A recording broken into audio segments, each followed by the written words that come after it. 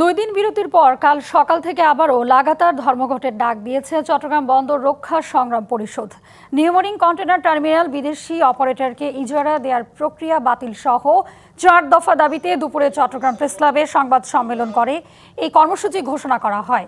এর আগে এনসিটি পরিচালনার ভার সংযুক্ত আরব আমিরাতের প্রতিষ্ঠান ডিপি ওয়ার্ল্ডকে দেওয়ার সিদ্ধান্তের প্রতিবাদে গত সপ্তাহে বন্দরের শ্রমিক কর্মচারী টানা 6 দিনের কর্মবিরতিতে থাকে। পরিষদ আগামীকাল 8 তারিখ আর 4 দিন বাকি বাংলাদেশের নির্বাচন। এই সরকার কোন স্বার্থে, কিছু স্বার্থে, কাদের স্বার্থে এই উপদেষ্টা সহ এই সরকার এই গুরুত্বপূর্ণ স্থাপনা সামরিক বিষয়টি এখানে গুরুত্বপূর্ণভাবে জড়িত, এই স্থাপনাটি বিদেশি কোম্পানিকে দিতে চায়, এটি আমাদের প্রশ্ন।